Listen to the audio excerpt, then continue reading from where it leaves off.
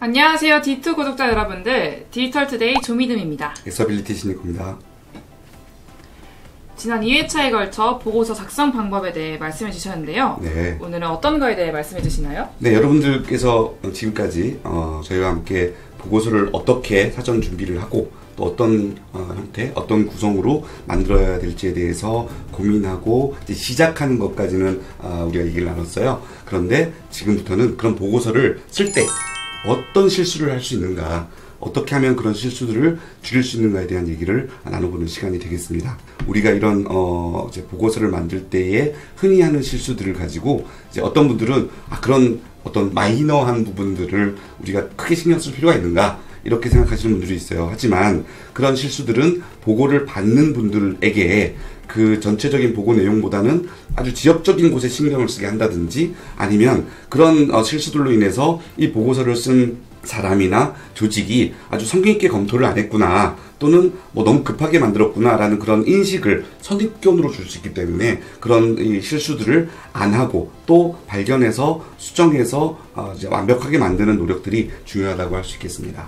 정말 작은 디테일이 완벽함을 만드는 것 같은데요. 맞습니다. 정말 야근을 해서 엄청 열심히 만들었는데 그렇죠. 디테일이 깨지면은 그렇죠. 이 친구 좀 일 못한다. 그렇죠. 이런 평가를 받을 수 있을 네. 것 같아요. 그런 평가가 앞부분에 들어가서 전체적인 보고서의 내용을 전달하기도 전에 미리 선입견을 만들어 놓는다면은 매우 안타까운 일이 될 수 있겠죠. 네. 우리가 실질적으로 시작을 할 때부터 실수가 있을 수 있다. 이런 내용을 여러분들께 말씀드리고 싶어요. 뭐냐면 바로 제목이죠. 그래서 보고서 제목에서 보고를 받으시는 어떤 대상 그분이 이제 어떤 걸 어떻게 느끼느냐, 어떤 걸 느끼느냐 하는 게 중요한데요. 대부분 보고서는 이렇게 지시를 내린 다음에 내지는 어떤 합의에 의해서 만들기로 한 다음에 작업을 시작하잖아요. 근데 그 당시에 이 보고서의 목적과 지시의 어떤 취지가 이런 것이다라고 했는데 그 내용이 안 들어갈 수가 있어요. 예를 들어서 보시는 것처럼 보고서의 어떤 지시자는 문제의 대책을 만들려고 그랬는데 제목이 뭐 땡땡땡땡과 관련한 문제 이렇게 끝나면 그 지시하신 분은 아니 내가 이런 문제가 뭔지 왜 이런 문제가 발생하는지는 내가 너무 잘 알고 있는데 대책을 마련하라고 했는데 왜 이게 문제만 또 가지고 왔는가 하는 그런 질책을 처음부터 하실 수가 있죠. 근데 이제 그렇게 보고서를 만드시다 보면 사실은 맨 뒤에 대책도 있는데 이런 어떤 뭐라 그럴까요?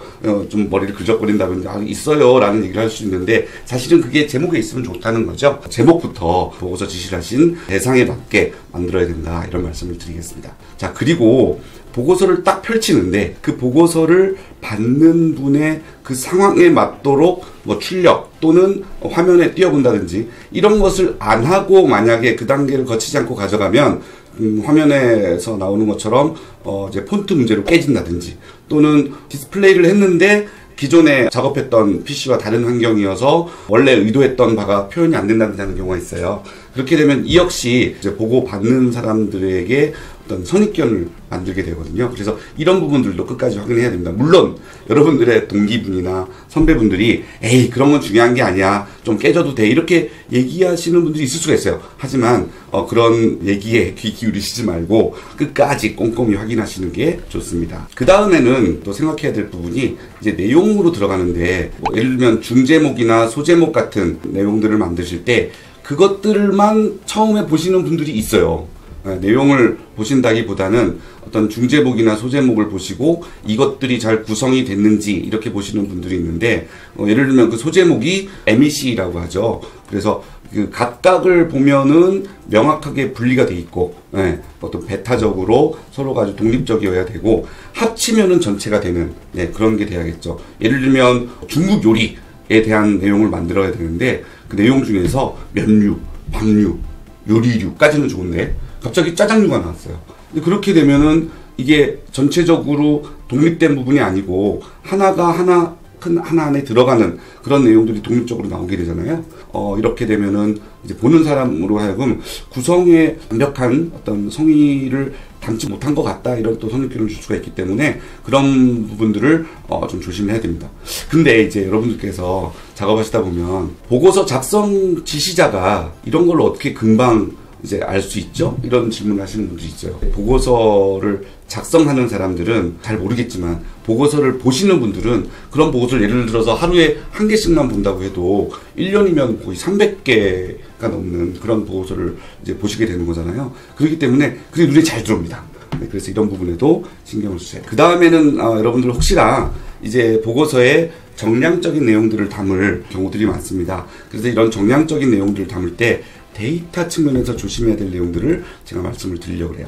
자, 처음에는 적합성이에요. 저도 그런 적이 있는데 보고서를 만드신 지 얼마 안 되는 분들은 자기가 이것이 적합한 데이터 같아 라고 그 데이터를 활용해서 보고의 내용을 만들었지만 보고를 받으시는 분이 아니 그런 주장을 하려면 이 데이터를 쓰지 말고 뭐 땡땡 데이터를 썼어야지 하는 경우가 있어요. 그 데이터를 활용하실 때 이 데이터가 정말 이 주장에 땅한 그런 데이터인지 적합한 데이터인지를 보시는 그런 단계가 필요하고요.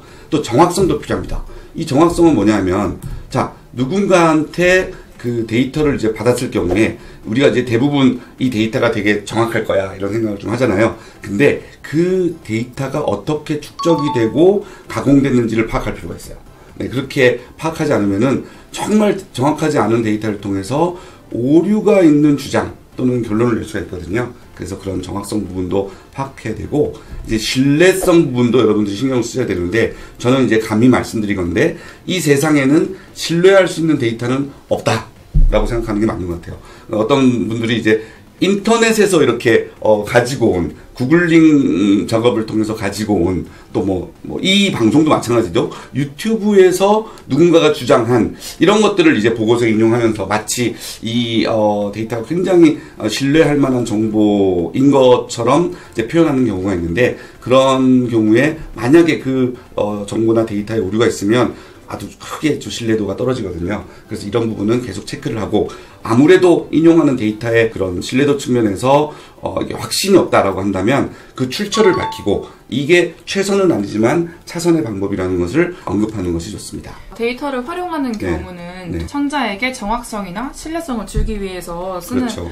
경우가 많은 것 같은데 데이터가 정확하지 못하거나 출처를 설명하지 못하면 오히려 안 쓰는 게 나은 것 같아요. 그렇습니다. 맞습니다. 네. 그래서 어떤 데이터를 쓰라도 누군가가 보고를 받으면서 나한테 이 데이터에 대해서 질문할 것이다 라는 생각으로 준비를 하시는 게 맞다고 할 수 있겠습니다. 모든 걸 설명할 수 있도록. 맞습니다. 네. 그 다음에 이제 이해 측면의 실수인데요. 이제 보고서를 작성한 다음에 한번 검토를 할 때 그런 적이 다들 있으실 거예요.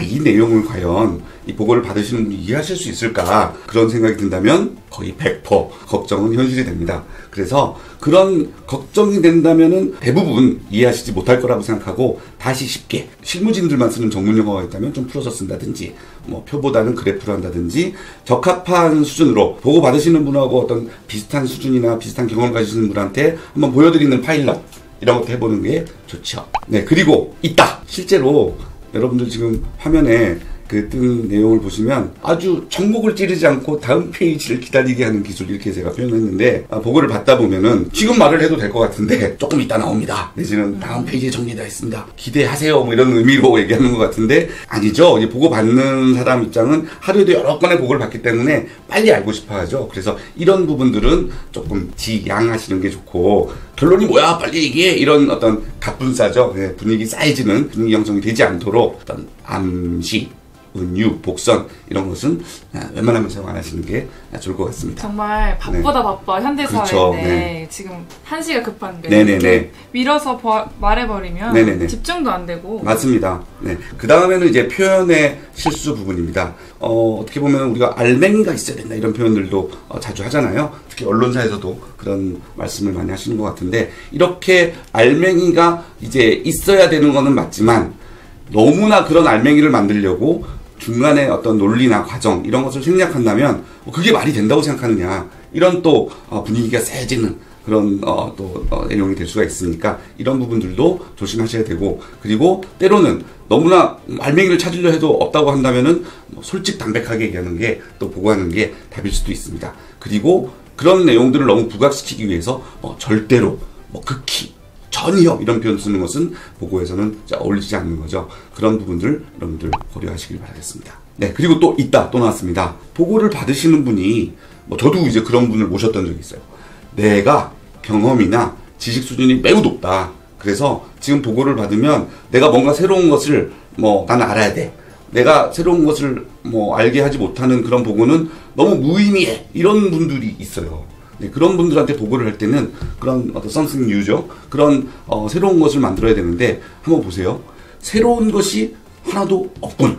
이런 또 분위기가 또 안 좋아지는 경우가 있을 수 있잖아요. 그래서 이분이 궁금해 하시거나 이분한테 정말 보여드리고 보고를 드렸을 때 굉장히 그런 것이 있었구나 하는 것들을 만드는 것도 좋은데 이런 내용들이 너무 없다고 해서 억지로 만들려고 하면 안 된다는 거죠. 그래서 이렇게 새로운 것이 없을 경우 어떻게 하지 고민하실 때는 새로운 것이 없음을 명시를 하고 그 새로운 것이 없음을 발견한 상황들 있잖아요. 예를 들면 한 달 전이나 지금이나 똑같네. 이거 어떡하지? 뭔가 새로운 것이 있어야 되는데 그러면 그런 새로운 것이 없는 기간 그리고 왜 새로운 것이 없는지 이런 것들을 주제로 만들면 좋은 경우가 있어요. 새롭게 억지로 만들려고 하지 마시고 그런 새로운 것이 없는 상황을 가지고 분석하고 검토한 내용을 보고의 내용으로 만드시는 하나의 스킬을 쓰시면 좋을 것 같습니다. 이렇게 새로운 이슈가 발견되지 않는 배경이나 네네. 이런 걸 설명해도 좋을 것 같고 오히려 그렇죠. 아니면 만약에 새로운 이슈가 생긴다면 네네. 내 생각엔 이런 상황이 생길 것 같다. 그런 것도 괜찮습니다. 이렇게 제안을 해도 좋을 것 같습니다. 물론 과거부터 지금까지의 이력이나 이런 걸 잘 분석하셔야겠죠? 그쵸? 네, 맞습니다. 자, 그 다음에 이제 노테이션이에요. 은근히 많이 발생하는 실수들이 있어요. 그래서 여러분들 아마 경험들이 있으실 텐데 방송 들으시는 분들 이제 우리가 예를 들면 1, 2, 3, 4, 5여야 되는데 4가 빠지고 1, 2, 3, 5를 잘 쓰니 그렇게 구성을 했다든지 작은 일을 해야 되는데 큰 일을 그대로 썼다든지 하는 그런 부분이 있잖아요. 그래서 이걸 모르시고 넘어가셨으면 좋겠는데 꼭 지적하시는 경우가 있죠. 네, 그런 부분들을 또 조심하셔야 되고 보고서 다 만드신 다음에는 그런 어떤 노테이션 부분, 숫자 부분이나 가나다 부분만 쭉 따라가 보시는 최종 검토를 하실 필요가 있어요. 그리고 마지막 우리 페이지도 우리 내용 중에서 맨 아래 오른쪽이라든지 위에 있기도 하지만 그런 페이지도 신경을 쓰실 필요가 있는데 슬래시를 하시고 뒤에다가 끝 페이지 전체 분량을 적어주시는 것도 보고를 받는 사람 입장에서 어느 정도 남았지 하는 그런 것을 인지할 수 있게 만드는 좋은 스킬이라고 하겠습니다. 보고 받으시는 분들은 대부분 시간이 많지 않기 때문에 남은 시간 동안 어느 정도가 진행되겠구나 하는 것을 그런 각 페이지에서 보여주시는 것도 좋은 스킬이라고 할 수 있을 것 같아요. 정말 작은 노테이션도 네네. 전체적인 완벽함을 만드는데 그렇습니다. 중요한 역할을 하는 것 같은데요. 그렇습니다. 저도 대학생 때 네. 핸드아웃을 받을 때 네. 이렇게 노테이션을 따라가면서 개념을 네. 생각했던 경우가 많은데 네. 만약에 그게 꼬여 있으면 네. 잘 따라가던 개념도 엉켜버리더라고요. 그 기억을 우리 미드 무배님 지금까지 갖고 계신 거잖아요. 네. 보고 받는 사람도 똑같은 거예요. 그런 아주 사소한 것 같은데 그런 기억을 보고 받는 분도 오래 기억할 수 있다는 거죠. 그렇죠. 네, 그래서 주의하실 필요가 있다고 말씀드릴 수가 있겠습니다. 다음은 이제 문법과 맞춤법 실수예요. 우리가 지금 이 시간이 어떻게 보면 국문법 시간은 아니지만 그래도 자주 나오는 내용들을 한번 연습해 보시면 좋을 것 같아요. 자, 실적이 나쁘게 나온 팀은 영업 기본기 교육을 시켜야 한다. 자, 주어가 뭘까요? 한번 보실까요? 팀은 땡땡은 뭐뭐 해야 한다의 구성이니까 팀은이 되겠죠. 그리고 시켜야 한다가 서술어인데 실제로 이렇게 한번 주어와 서술어를 찾아왔을 때 좀 이상하네 발견이 되실 거예요. 자, 그렇게 되면 실적이 나쁘게 나온 팀은 영업기본기 교육을 이제 받아야 한다 쪽으로 서술어를 바꾸는 그런 검토 결과를 만드셔야겠죠. 그리고 그 다음 한 번 더 해볼까요? 자, 전문가들은 이게 주어가 되겠죠. 전망이다. 뭔가 이상하죠. 그래서 자, 서술을 다른 표현으로 바꿔볼게요. 전문가들은 비관적이라고 전망한다로 바꿔야겠죠. 주어에 맞추는 그런 훈련도 하시고 실제로 보고서에서 그런 부분들을 발췌해서 보실 수 있는 그런 훈련을 하셔야 됩니다. 그 다음에는 목적어와 서술어 일치예요. 이것도 좀 많은 분들 실수하시는 거예요. 합격하기 위해선 교재와 인강을 열심히 시청해야 된다. 뭔가가 이상하죠. 이럴 때는 목적어 한번 찾아보는 거예요. 을을 찾아보면 되시겠죠. 그래서 교재와 인강을 이게 목적어인데 시청해야 한다. 서술어하고 좀 안 맞는다. 이럴 때는 그 목적어 서술어상을 고쳐야 됩니다. 그래서 교재를 꼼꼼히 읽고 인강을 열심히 시청해야 된다. 교재까지 시청하는 건 아니잖아요. 그래서 이런 부분도 신경을 쓰셔야 되고요. 한 번 더 해볼까요? 자, 우리 회사는 전국 지점망과 상품 경쟁력을 제고해야 된다. 이것도 뭔가 이상하죠. 목적어는 분명히 두 개인데 서술어가 한 개가 목적어 두 개를 커버하지 못하죠. 그래서 바로 잡아야 됩니다. 그래서 전국 지점망은 확대해야 되는 거니까 전국 지점망을 확대하고 상품 경쟁력을 제고해야 한다. 이렇게 풀어 쓰시는 게 좋습니다. 정말 주어와 목적어, 서술의 일치가 굉장히 중요한 이유가 잘못 쓰면은 똑같은 한국말을 해도 뭐라는 건지 이해가 좀 안 되는 경우도 많고 맞습니다. 그런 것 같아요. 네. 근데 이런 것들을 보고 받으시는 분이나 최종 검토하시는 분이 수정하시다 보면은 이게 좀 화를 내실 수가 있어요. 아니 내가 이런 것까지 고쳐줘야 되나? 그렇기 때문에 이런 부분들은 꼭 최종 검토할 때 보시고요. 또 지나치게 생략하셔서 이제 보고 받으시는 분이 이해를 잘 못하게 되시는 경우가 있어요. 이제 보시는 것처럼 A사와 B사의 가격이 비슷하고 품질 차이가 없다면 구매 품위를 올리겠습니다. 뭔가 생략이 됐죠. 뭐 어떤 회사 거를 지금 올리겠다는 얘기인가? 그렇게 이제 생각을 할 수가 있어요. 그래서 이런 부분들도 바로 잡아보면은 A사 보드 부품의 구매 품위를 생략을 안 하고 중요한 부분을 넣어서 이해하시는 분이 이해하실 수 있도록 쉽게 하는 게 필요합니다. 그 다음에 이제 문법과 맞춤법의 실수 중에서 조사예요. 조사가 부정확하게 쓰이면은 이것도 역시 문맥의 의미가 잘못 전달될 수가 있는데요. 업무를 잘했지만 발표는 소질이 없다. 이게 어떻게 우리가 표현하면 좋을까요? 를 자가 이제 우리가 조사가 되겠는데요. 업무는 잘했지만 이렇게 되겠죠. 그 다음에 여름휴가를 갈 수 없다는 것은 생각할 수가 없는 일이다. 이거는 마치 생각을 할 수 있는 능력이 없어서 못한다는 것처럼 들리기 때문에 어떻게 표현할 수 있을까요? 자기 감정을 표출해야 되는 부분이니까 조차를 써야겠죠. 그래서 생각할 수조차 없는 일이다. 이렇게 해야 되고요. 그리고 억지로 막 나누시는 분이 있어요. 네, 막 뭐 띄어쓰기, 맞춤법 이런 걸 내가 신경을 많이 써야 돼 하면서 이제 억지로 나누시는 분인데 예를 들면 타결이 됐다. 이것도 좀 어색합니다. 많은 문장 속에 여러 번 나오게 되면 결국 이런 것들은 타결됐다라고 의미 전달이 잘 될 경우에는 이렇게 억지로 나눠서는 안 되는 부분이 되겠죠. 그래서 그 다음에 예상이 된다. 뭐 이거는 후배님 한번 해보세요. 뭘로 바꿔야 될까요? 예상된다. 맞습니다. 예상된다. 네, 그리고 다양한 어휘로 중복을 피해야 하는 경우가 있어요. 근데 계속 반복되는 경우가 있죠. 여러분들 영어 공부할 때는 이걸 많이 신경 쓰시는데 우리나라 말할 때는 거꾸로 신경을 안 쓰시는 분들이 있어요. 그래서 예를 들면 불황이 장기화하면서 불황을 극복하기 위한 뭐 이렇게 불황이 반복된다면 그 중에 하나는 일을이라든지 그리고 회사의 직원들 입장에서 볼 때 좋은 변화지만 고객 관점에서 볼 때 이렇게 볼 때 이렇게 반복되면 보면 또는 볼 때 이렇게 나눠주는 또 약간 다른 표현을 써주는 게 중요합니다. 그래서 저는 중복되는 어휘를 피하기 위해서 좀 네이버 단어장에 그 사전 단어를 쳐봐가지고 좀 유사 어휘를 바꿔서 쓴다거나 굉장히 좋은 방법입니다. 그렇게 하면 좀 다채로워 보이고 좀 맞습니다. 있어 보이는 문장이 완성이 되더라고요. 읽는 사람으로 하여금 피로도도 덜하게 할 수 있어요. 그리고 이제는 여러분들 실제로 보고서상에서 많이 틀리시는 부분들이에요. 함으로와 함으로. 예전에 국어 시간에 많이 배웠는데 하시는 분들이 아마 있을 거예요. 함으로는 뭐뭐 때문에, 그리고 함으로는 뭐뭐으로서의 수단이기 때문에 이런 부분들도 주의하셔야 되고, 안 되다와 안 되다. 자, 우리가 보고서에서는 앞에 안 되다가 많이 나올까요? 뒤에 안 되다가 많이 나올까요? 앞에 안 되다가 많이 나오죠. 그거는 되는가 안 되는가 이런 질문 많이 받잖아요. 그럴 때는 띄웁니다. 근데 뒤에 안 되다는 뭐 약간 좀 가엾어 보인다, 마음이 내가 안 좋다 이런 뜻이기 때문에 보고서상에는 잘 안 쓰는 표현이지만 그래도 국어를 우리가 생각할 때는 안 되다 다 있는 표현이지만 구분을 해야 되는 것이기 때문에 주의하시면 되겠습니다.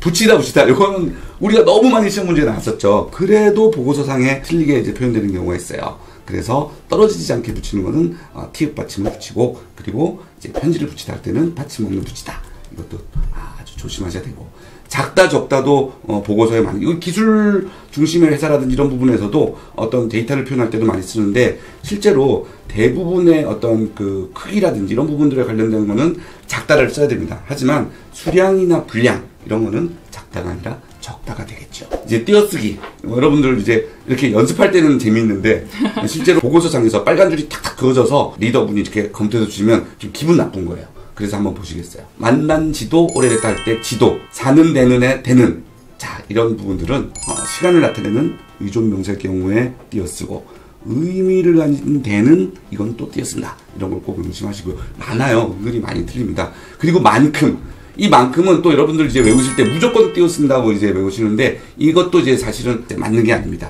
이제 앞에 내용을 어떤 이제 다시 얘기하는, 꾸며주는 그런 수량이나 정도임을 나타내는 데는 우리가 띄어쓰고, 그리고 앞말과 비슷한 정도나 한동, 뭐 예를 들어 나만큼 할 수 있어? 뭐 이런 거면은 이제 붙여 쓰는 걸로 여러분들 잘 구분해서 연습하시면 좋을 것 같아요. 그리고 뭐뭐 할 시, 실제로 이것을 이제 띄우지 않고 붙여 쓰면은 이제 틀린 게 됩니다. 그래서 이제 띄워주시는 게 좋고요. 그리고 뭐뭐 밖으로 이제 이 부분도 이제 띄워 쓰는 게 좋습니다. 그리고 할 수 있다 없다의 수, 뭐뭐 할 수밖에 없다의 수밖에. 자, 이 부분도 주의가 필요한데요. 자, 이 부분은 할 수, 의존명사인 수 이럴 경우에는 이제 띄어 쓰고요. 그리고 그것 이외에는 그런 뜻을 나타내는 조사, 뭐뭐 밖에, 이거는 구분을 해서 띄었을 때도 있고 이제 붙였을 때도 있다는 걸 아셔야 돼요. 그래서 어떻게 보면은 밖에가 조사로 이제 이어지는 구조에는 붙여 쓰시되 그게 아니라 독립적으로 의존명사의 경우는 띄어 쓴다. 이거를 꼭 생각하시기를 바라겠습니다. 네, 여러분들 지금까지 우리가 틀리기 쉬운 내용들도 함께 학습을 했고, 그리고 어떻게 보면 여러분들이 사전에 보고 받으시는 분의 입장을 생각해야 되는 부분들도 많이 좀 전달해 드렸어요. 오늘 내용이 뭐 국문법 이런 학습하는 내용은 아닙니다. 다만 이렇게 보고서를 쓰실 때 내가 했을지도 모르는 실수를 파악하자는 의미이기 때문에 이런 내용들을 염두에 두시고 보고서를 다 쓰시고 보고서를 이제 실제로 보고하시거나 최종 검토를 받으시기 전에 꼭 한번 검토를 하시기를 바라는 마음 전달해 드리겠습니다.